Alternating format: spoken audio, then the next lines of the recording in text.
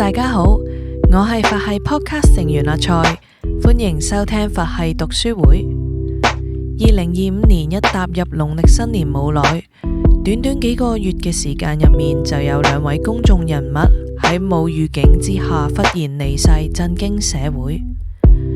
唔少人除咗傷感之外，更加親自感受到死亡原來係可以咁接近嘅，唔係一般認為年紀大先會離世，亦提醒大家要學懂珍惜眼前人，盡力過好每一日。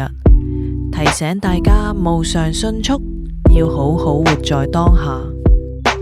今日我哋就節錄《溫暖人間》雜誌入面由全顯法師所寫嘅《死亡不是永別》呢篇文章同大家分享。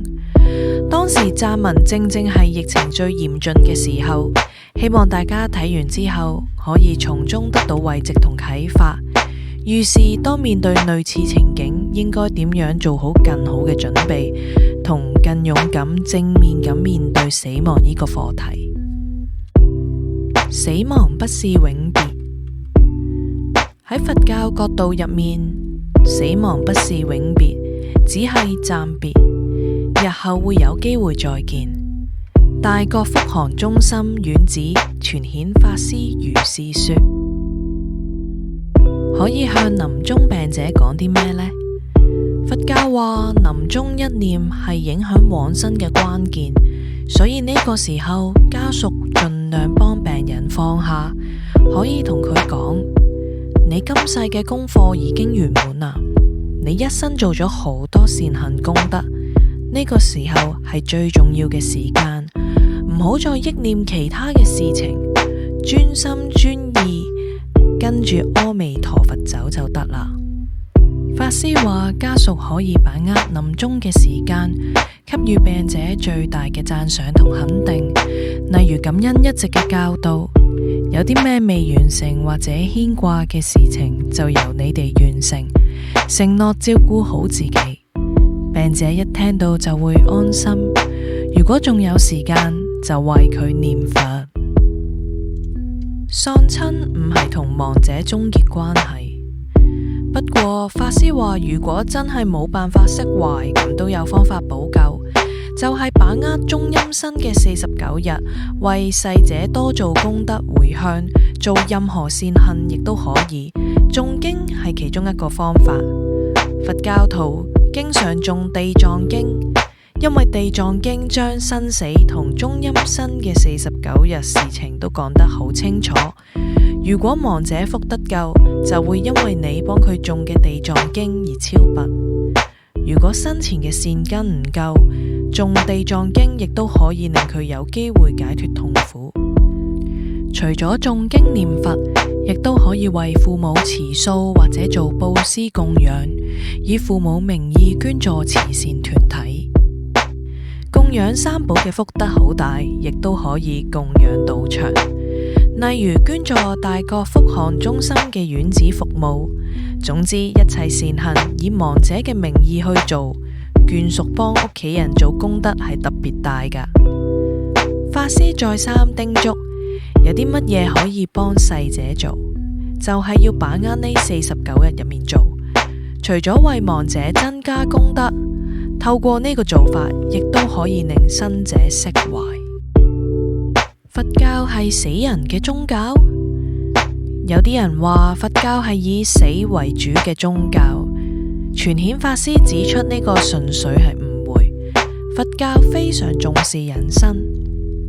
佛陀除咗教導我哋做人處世嘅道理，例如修5戒、10善、6波羅蜜、慈悲喜捨，乃至要愛護所有眾生，更教導我哋觀察每件事嘅因由，了解生命真相，了解生死，學習生死乃至超越生死，呢啲先係佛陀真正嘅教法。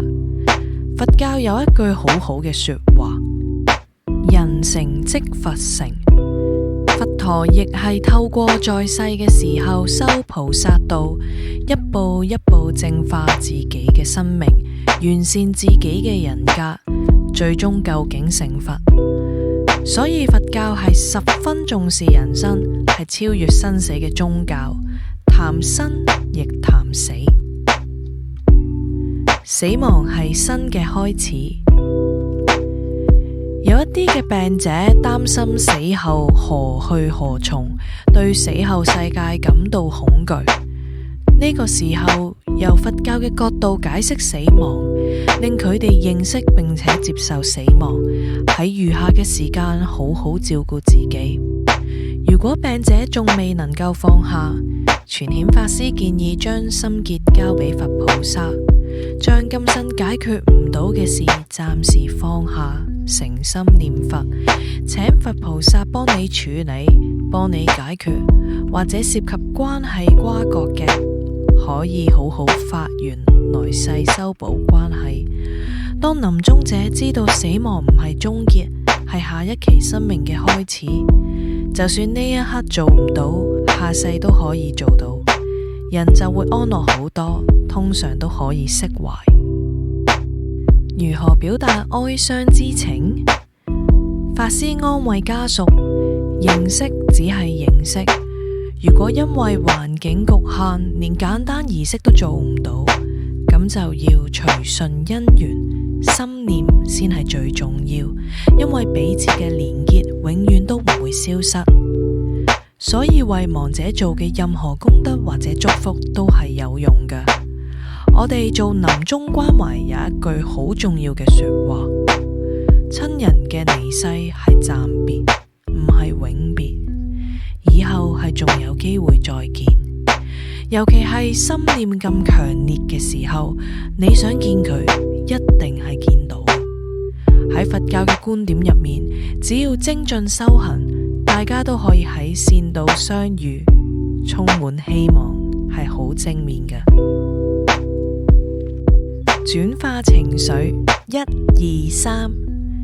第一，用慈心觀祝福身邊嘅人。我哋周圍都有好多人受苦，祝福可能係一個轉化，祝福別人乃至幫人拔苦，增強自己嘅慈悲心。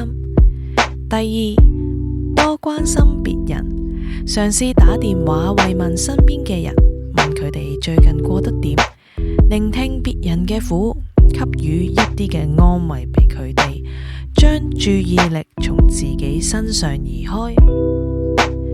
第三，多念觀世音菩薩聖號、普門品、六字大明咒等，觀想觀世音菩薩灑出甘露，令世界回復清淨。透過修行祝福他人，都係一個轉化。無常距離並不遙遠，佛陀早就告訴眾生無常迅速，我哋就掉以輕心，係要等到生離死別失去先識後悔。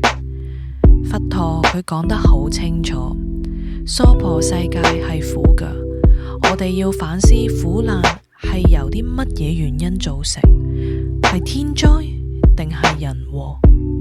如果係人為，就要盡量避免。呢一啲逆災都係共業，歸結都係人心、貪婪、爭鬥、懷疑，呢啲都係貪嗔癡。所以透過此刻見到嘅苦，我哋就要停咗佢，減少紛爭，互相包容，企喺人哋嘅角度去思考，培養慈悲心，多啲誦經祝福別人。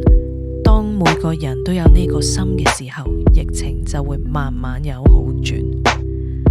法師感慨，呢刻見到咁多人嘅離世，我哋應該好好攝取教訓。疫情已經經歷咗4波啦，點解呢一波會特別嚴重？大家係咪輕視咗，冇作好準備啊？等於我哋對自己嘅生命有冇好好做好準備？生死無常迅速，如果我哋事前準備好，就算遇上乜嘢嘅危難，都會容易啲度過。能夠做到幾多就幾多。無論如何，佛教一直都講，要走嘅人始終要走，反而在生嘅人記緊要好好活着，唔好令死者替你哋擔心，唔好自暴自棄。喺未相見前，一定要好好照顧自己，為亡者活好自己。呢個係我對大家最後嘅祝福。希望大家鍾意我哋今次嘅分享啦。如果大家想聽更多佛學相關嘅有聲書或者節目，記住 follow 我哋佛系嘅 podcast channel 或者 subscribe 我哋嘅 YouTube channel 啦。如果想參加我哋其他嘅活動，或者就住 podcast 嘅內容有啲咩意見想同我哋講，都可以 follow 埋我哋嘅 Instagram Buddhist.connect 噶。下次再見啦，拜拜。